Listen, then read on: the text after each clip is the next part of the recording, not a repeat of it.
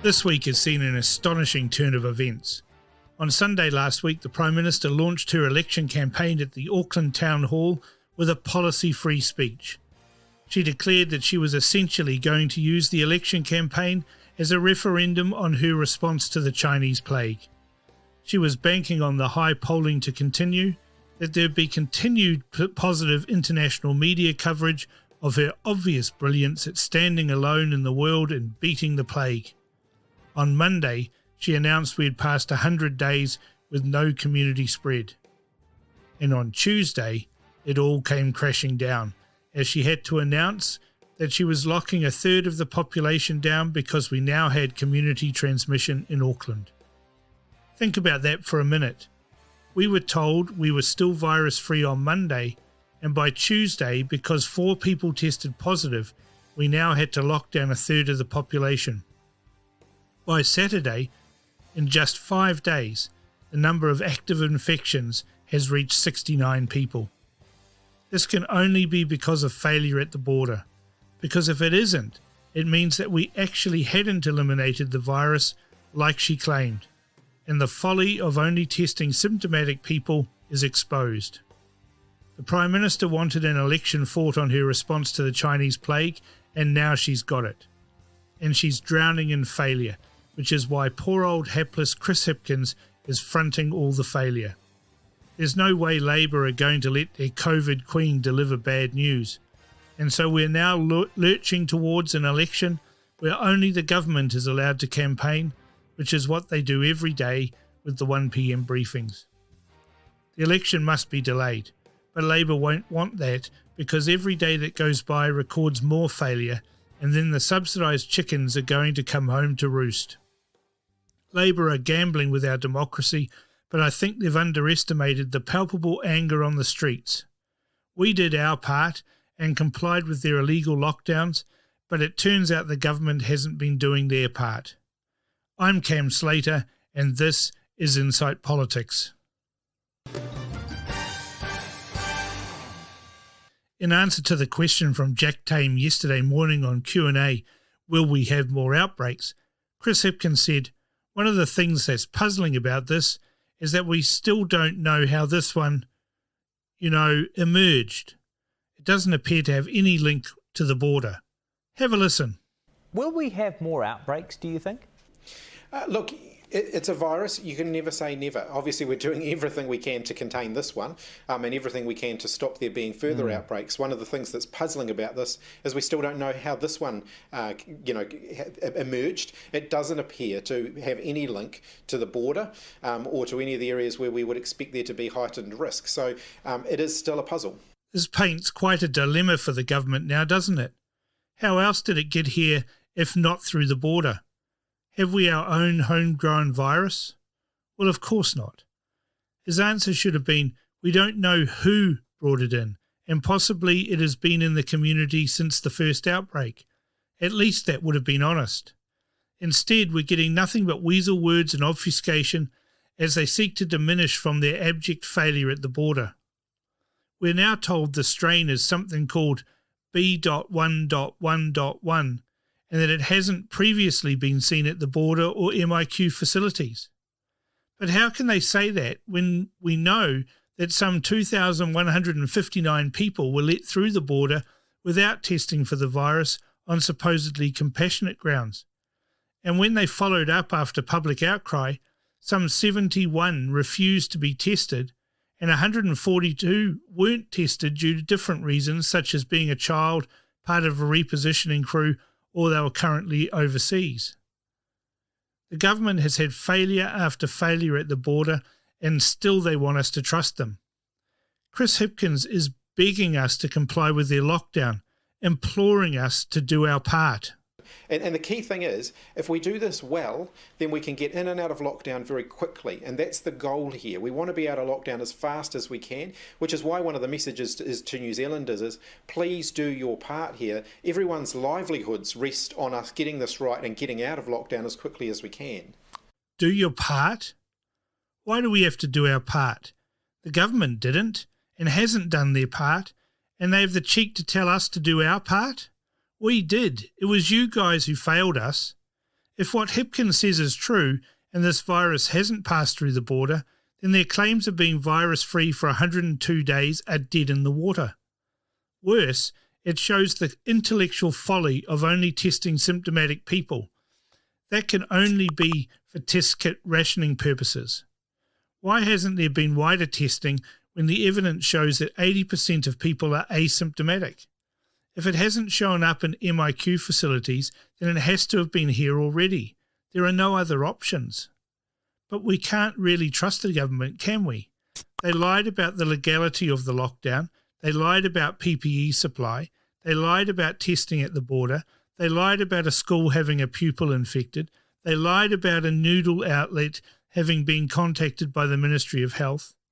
The Prime Minister even lies when she says that we've always said that it was inevitable that we'll get a second wave and need to go back into lockdown. So why should we trust them now? And what's the plan? Go into lockdown for the next 20 years while we wait for a mythical vaccine when even the World Health Organization says it's unlikely? That's a plan for ever-diminishing returns and a plan for economic destruction. The Prime Minister did a dance and told the world we had slayed the virus. She was wrong.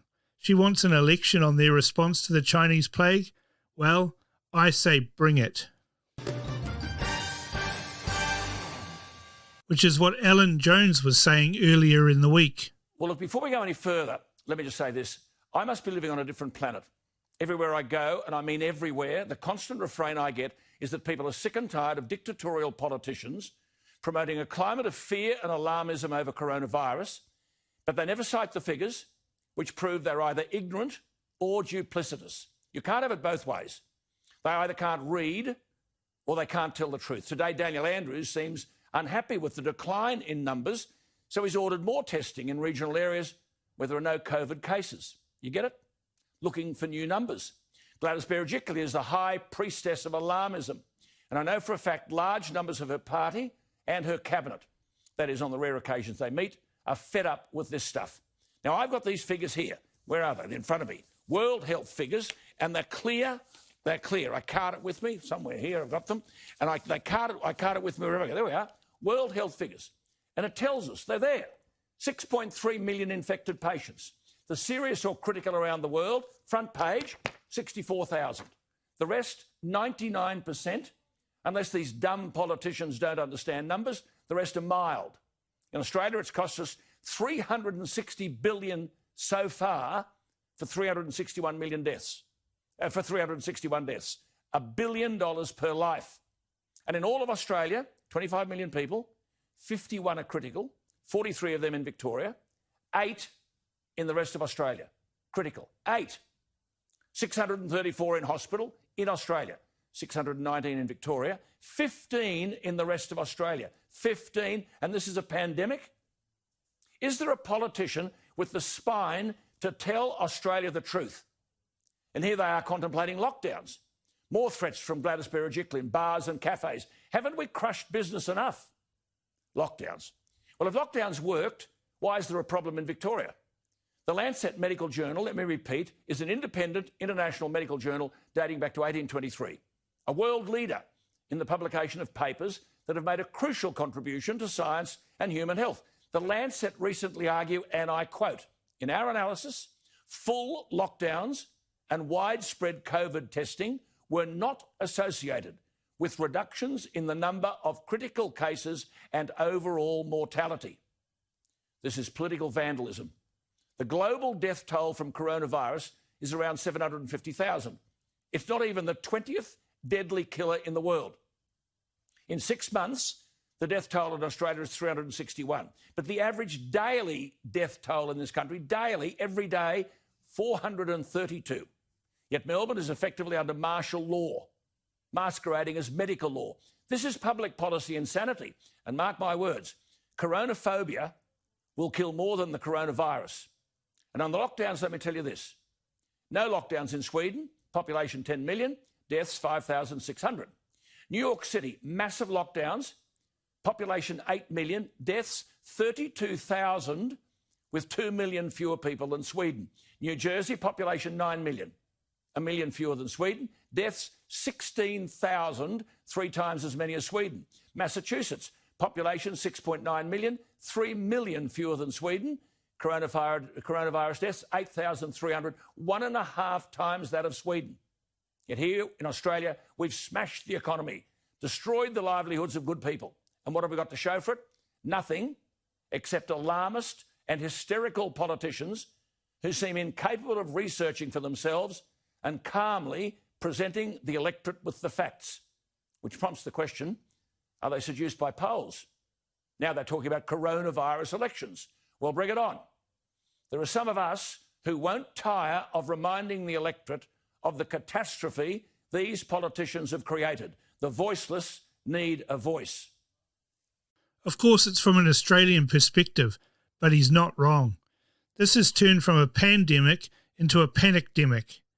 We're spending billions of dollars trying to save a few hundred who would likely have died anyway from this virus. It is somewhat ironic that in the midst of a pandemic response supposedly designed to save people who are near the end of their lives, the Parliament was debating and passing expanded abortion laws designed to snuff out people whose lives haven't even begun. We abort around 13,500 babies every year, and we're spending billions saving a few hundred from a virus. That's ass backwards. What is the plan? At some point, we're going to have to pivot from yo-yoing into lockdown, especially as the evidence from around the world increasingly shows that lockdowns don't work.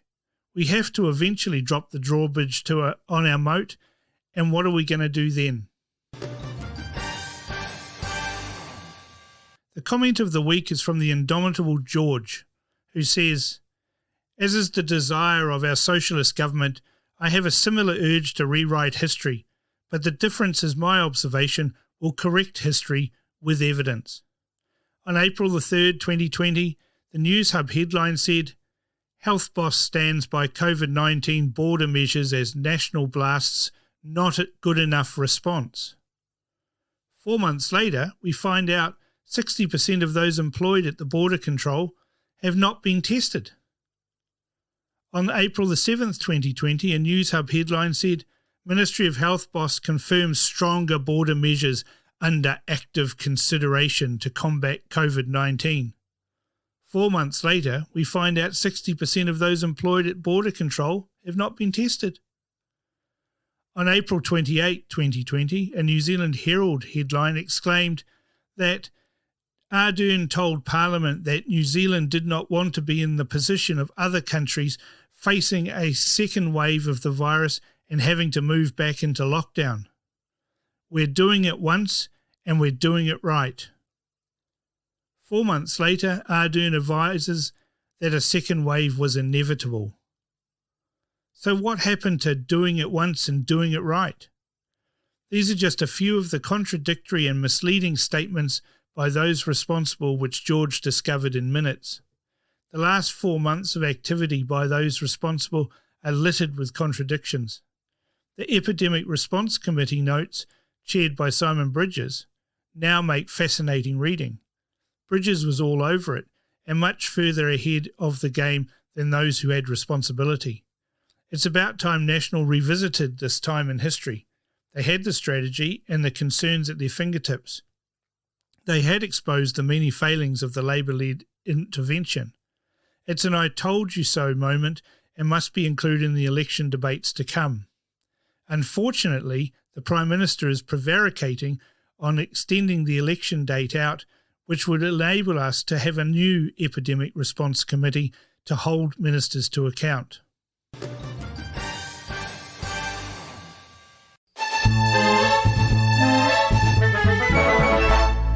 Faces filled with joy and cheer, what a magical time of year. Howdy ho, it's Weasel Stomping Day. Put your Viking helmet on, spread that mayonnaise on the lawn. Don't you know it's Weasel Stomping Day? All the little girls and boys love that wonderful crunching noise. You'll know what this day's about when you stomp a weasel's guts right out. So come along and have a laugh. Snap their weaselly spines in half. Grab your boots and stomp your cares away. Hip hip hooray, it's Weasel Stomping Day. I'm going to start a new segment this week. naming and shaming political weasels. In order to celebrate, we've got some appropriately named cigars called Weaselitos. And this week's Weasel is Chris Hipkins for this little performance on Q&A. Of course, large numbers of Auckland border staff, it has been revealed, had never been tested for COVID-19 before this current outbreak. You have accepted responsibility for this, but I want to know, why was it not compulsory for those front-facing border staff to be tested? Look, it is compulsory now, and it has been for the last 48 hours, and we're working our way through that. Obviously, we were under the impression that more testing was happening than has been happening. That was the information that we had. Why did you not Obviously, make it compulsory? I'm concerned about that too. It hasn't happened as quickly as it should have happened, and I'll accept responsibility for that. Though, of course, the people on the front lines are the ones who do that testing. I don't get out there with my cotton buds myself. No. That doesn't answer it, though. Why was it not compulsory? It is compulsory now. I know it is now. Why was it not beforehand? Fix the problem. Look, the decision was made at the time not to make it compulsory when we moved to level 1 in the first place, and we can spend a lot of time looking backwards about why was it not the compulsory? right decision or the wrong decision. Well, look, like I said, I'm focused on moving forward here. I know you are, but I know you are focused on fixing that. But as Judith Collins just said, trust and competency are two central issues when it comes to dealing with COVID-19. And to have faith in your processes going forward, we need to see what's gone wrong in the past. So please tell me, why was it not compulsory beforehand? Well, just let me challenge you on the notion that something's gone wrong here. Testing at the border is a backstop. The primary measures that we put in place to keep people safe at the border, all of the protective equipment that is put in place there, the protective gear that people wear as people are coming across the border. Minister, please just answer. That's the first line of defence. Why was it not compulsory? There is no evidence whatsoever that this latest outbreak is a reflection or is a result of a failure at the border. Why will you not answer this question? This is a very reasonable question. Why was it not compulsory? Given our vulnerabilities to COVID-19, I would have thought, given we had eliminated it for the best part of 3 months, our border was the single biggest vulnerability. People arriving and those staff members interacting with people who are arriving at our borders. It seems extraordinary, given you were prepared to shut down the country, that you wouldn't compel all of those staff members to be tested. Yeah, well, look, Jack, you'll note that one of the first things I did when I became the Minister of Health, and I'm on record of this, is talk about the need to increase testing, set out some very clear expectations about people at the border being tested, and I've been working very hard over the last 6 weeks or so to make that happen. It has not happened with the speed that I've wanted it to happen, and ultimately I've used the last available lever to me, which is to make it compulsory, and I signed the order on that last week. What assurances did you seek as Minister before this outbreak? I know you might have asked whether or not people were being tested. Did you seek explicit numbers as to those staff members being tested? Yes, I did. And one of the things that makes that challenging, of course, is that they're not all tested at work. Some of them will go and be tested. So were you satisfied with those numbers, though? So they'll be tested at their GPs. No, I wasn't, and of course I've been, pushing that, and you will have heard me. I've been very open about the fact that I've not been happy with those numbers, and I've been very openly answering public questions about the fact that we've still got work to do to get those numbers up. Okay. And I've been working on that for the entire time I've been the Minister of Health. Again, we keep on coming back to the central word, trust. And last week, health officials said, quote, regular tests were happening for border workers. The Prime Minister said tests have been happening for staff at the border, quote, all the way through. If we go back to June, your own government's testing regime said it would include, quote, regular asymptomatic testing for all border-facing workers. That was on June 23rd, 2 months ago. From this point forth, given your testing hasn't clearly been in line with your public statements, why should the public trust you on this issue? What a weasel. And don't you love the obfuscation that there's no evidence the border failures had led to the latest outbreak? Congratulations, Chris Hipkins. You've won the inaugural Political Weasel of the Week award. The government is imploring us to all do our part, and by and large, with few exceptions, we have. The only people who haven't done their part, however, are the government and those in charge at the border. We've had repeated failures at the border from the wayward women on their way to Wellington, to lax security, to non-existent testing, to a new outbreak. None of that is on us as the team of 5 million. That's all on the government. They said they'd fix it. They said they'd bring in the army. Nothing has changed. And so now we have the blame game and charades without anyone actually taking responsibility. And the pain falls not on the government, it falls instead on workers and struggling businesses. It needs to stop. We did our part, and this government failed us. When we eventually have an election, we need to vote this lot of incompetent Jobsworths and Weasels out of office. I'm Cam Slater, and this was Insight Politics.